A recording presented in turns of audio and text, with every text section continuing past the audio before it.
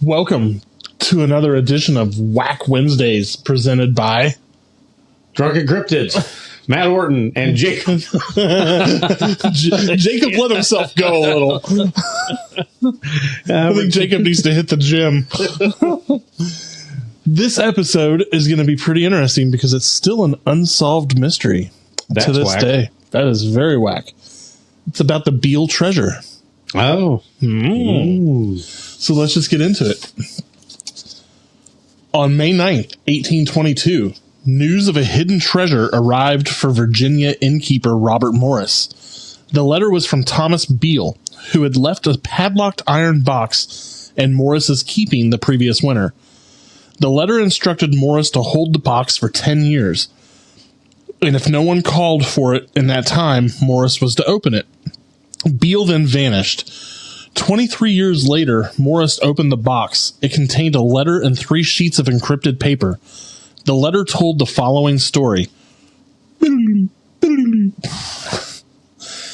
Beale had put together a group who were fond of adventure, and if mixed with a little danger, all the more accepted. Determined to visit the great western plains and enjoy themselves in hunting buffalo, grizzly bears, and such other game. Beale's expedition of 30 individuals had tracked a herd of buffalo to a ravine. There the group discovered incredibly rich veins of gold and silver, which they mined over the next 18 months. Beale transported the wealth to a cache in a cave, which they all knew. Unfortunately, when Beale arrived, he found that the cave was being used by local farmers to store vegetables. So he found another place for the treasure.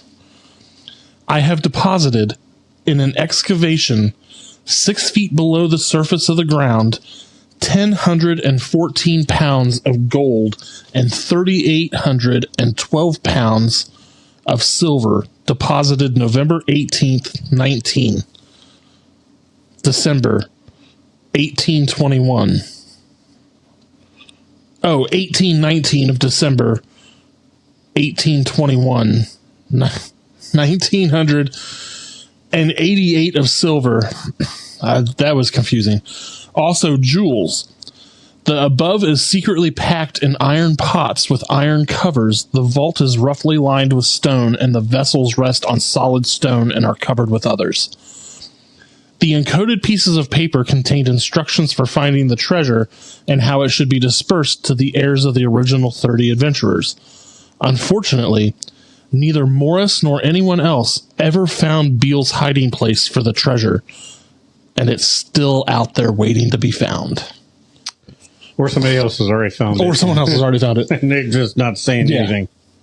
That's a lot of money for back then. Well, that's a lot of money now. 1,000, so that's 1,014 pounds of gold. Pounds. Yeah. No, but it's like $150 an ounce. Or 16 ounces in a pound. Jesus. You're talking millions of dollars. And 3,812 pounds of silver. That's... You want to see Parachum go excavating up some sides trying to find gold and silver? I'm for it. So they actually have the inscription of the message, if you want me to read it. If you can. Yeah.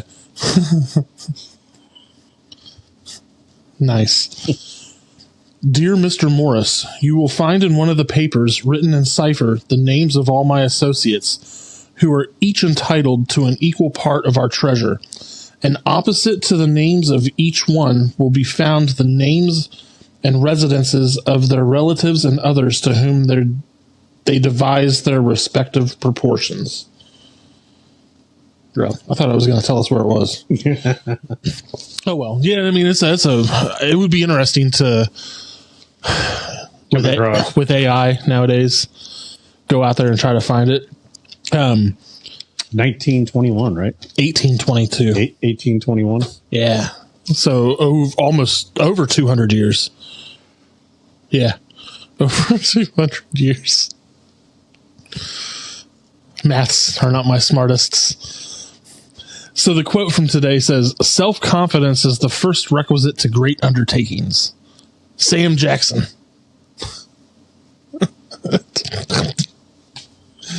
I'm tired of these MFers on this MF note. So let us know what you think about this story. If you've heard of any, what do you call it? Updates, yeah, into the Beale Treasure. Beale Treasure. Until next time. Be safe.